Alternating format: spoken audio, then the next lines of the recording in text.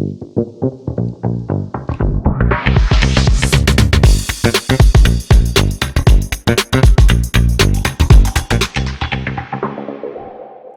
I'm Aliya from Broadsign, and I'm really excited to be here with Antoine from Touché to talk a little bit about his really impressive Sea-Doo campaign.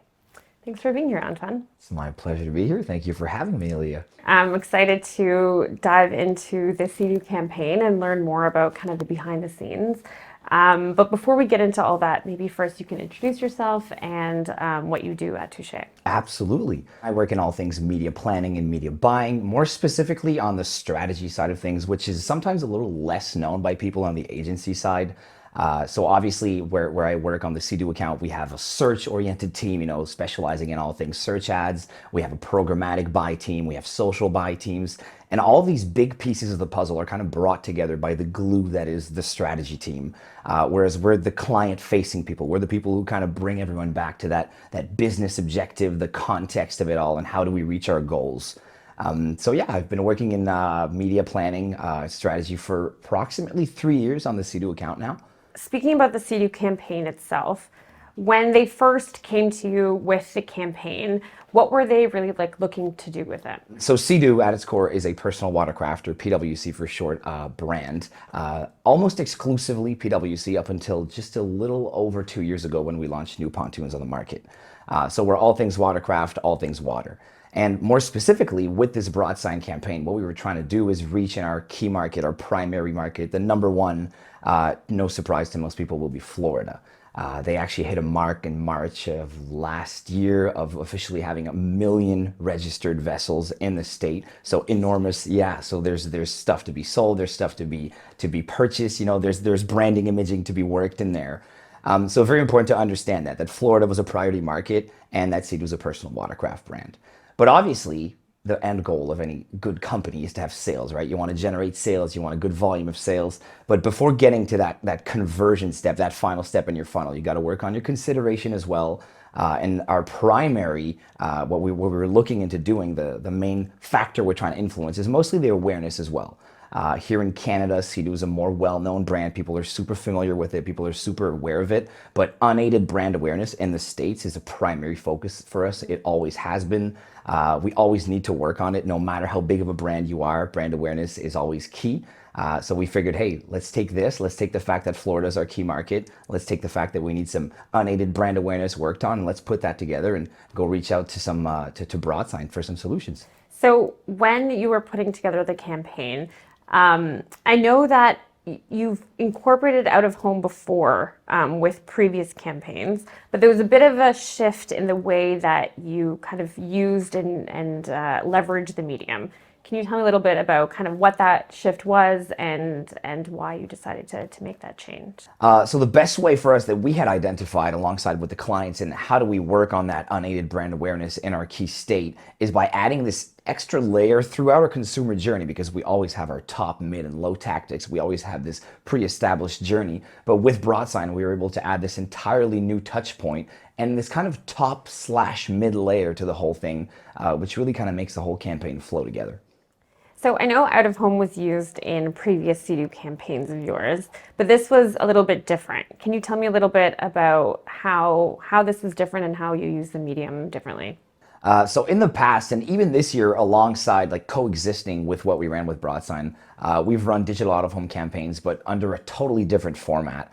And what we used to do, what we normally do in the state of Florida, is digital boats. So picture in your mind, if you were to take a cinema screen, literally a screen from a movie theater, plug that onto a boat or a vessel and just have it, run back and forth on the same course in front of a beach over the course of a day. So obviously, normally we're going for these still impactful, but very enormous reach. You're kind of just speaking to one single audience, being beachgoers. So yes, of course, you're going to find someone interested in there. You're going to find the right person. You're still speaking in the right industry, but it was on a larger scale, less measurability, less reporting. We didn't really have an idea of the amount of impressions we're getting.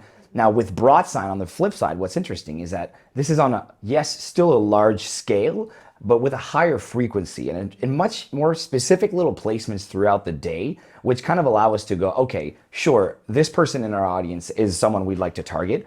They don't go to the beach, but they do fill up their gas tank, they do go to the convenience store, they do go to the grocery store, they do go to the mall or shopping strips or stuff like that. So by leveraging Broadsign's inventory of convenience store screens and smaller billboards, we're able to just go and get that higher frequency and have maybe just a deeper message, as I mentioned earlier, kind of a top mid funnel oriented message, and not so high level, just strictly awareness and kind of higher reach and nothing else type of tactic. So you mentioned like convenience stores, malls. I know that big, really large billboards were also part of this campaign.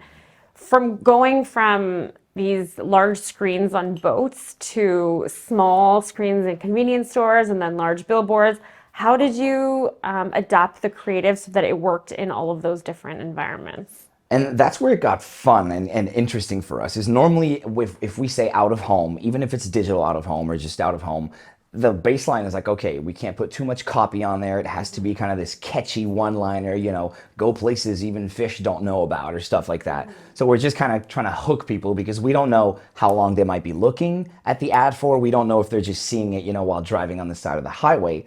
Whereas with Broadsign's convenience store screens, we're able to add a little more text, put a little more love into the asset, and go a little deeper into that storytelling aspect of it. Have maybe 2 or 3 lines of copy, and we know people have longer amount of time to look at the creative, so we're able to put a little more detail into it. Maybe find something that people can, with a good eye, they could catch on the creative. So that's definitely one way that we optimize the creatives.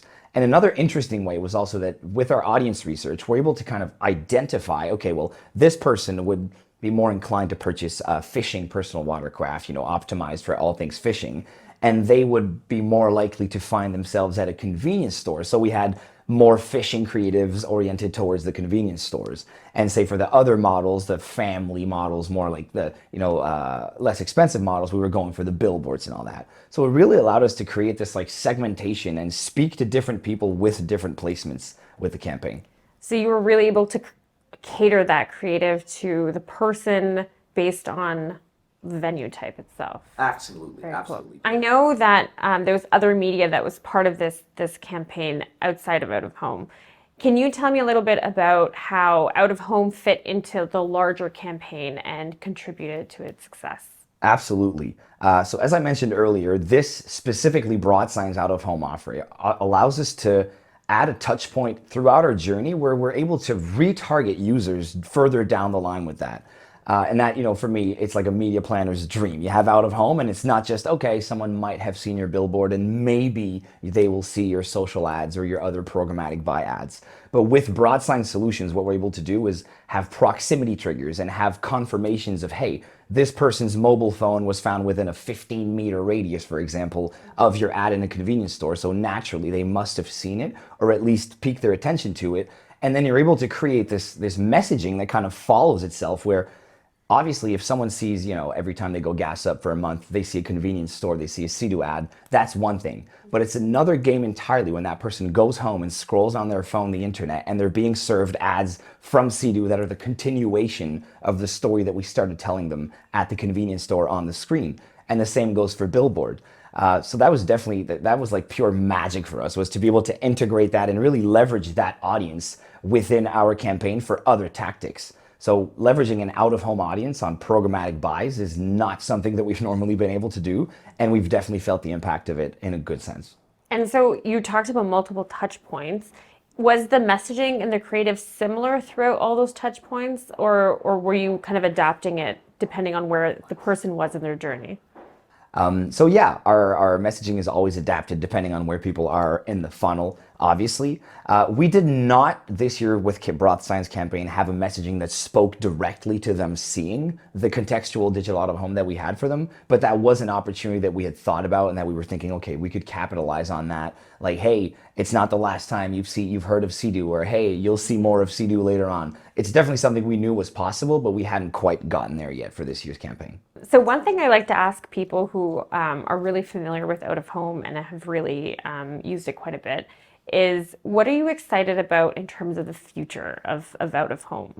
You already kind of talked about some of the things that make it really unique, a lot of the tech that goes behind it, but if you're looking at like the future 5-10 years from now, how do you see out of home playing a role in your future campaigns? I'm surprised to hear myself say, but I'm super excited for all things future out of home.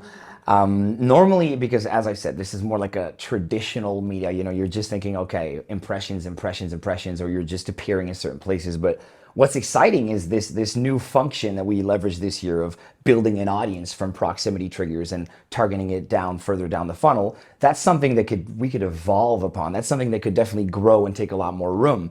And I'm seeing, are there possibilities of maybe push notifications that are triggered when someone comes near based on the proximity triggers? As I mentioned just earlier, are we able to create this journey that just exists from people who have been targeted by the out of home? In the sense where, yes, we have our social tactics, we have our programmatic buys, we have our search ads, and that's one thing. But on the other hand, we have this specific messaging, as I mentioned, and I don't work on the creative side of things, obviously, but as I mentioned, you're showing someone an ad at the convenience store, and we could always have something referencing back to that ad showing up on their phone moments later, like, hey, did we catch your eye when you were in there? So I think the future is really bright. Difficult for me to say what is the most exciting in that, because if you had told me 2.5 years ago that I would be retargeting people on mobile based off the fact that they were near a screen in the convenience store, I would have told you, well, that's not going to work. It's never going to happen. And yet here we are. So very promising future on that end.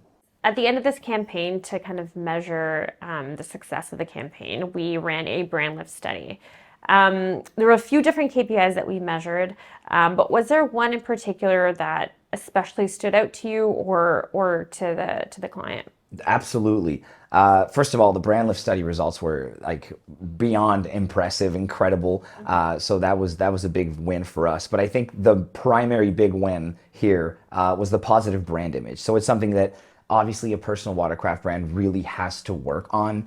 They're sometimes perceived as unsafe or simply perceived as like encouraging behaviors because everybody's been to a beach and seen someone on a personal watercraft doing something maybe they shouldn't be doing, maybe too close to other boats. So knowing that we were able to help the brand image in a positive manner is huge for us because, as I mentioned, personal watercrafts kind of perceived as unsafe, as like a danger to others on the water. So being that brand that really shines as, okay, this is a Sea-Doo, this is a brand that I respect, this is a brand that, I feel positively about, that was enormous for clients because eventually that's what obviously leads you down the funnel to more conversions. Yeah, and I feel like the creative really spoke to that too because there was, images of a family, of children, and I think even the copy had something about family fun. So it definitely spoke to changing that brand image. Absolutely, yeah, and that's a messaging that we've been adapting for a few years now. The whole family friendly and whatnot. But it definitely, Broadsign's campaign definitely helped us shine and make that message shine and kind of pop it up like it is family fun. It's not just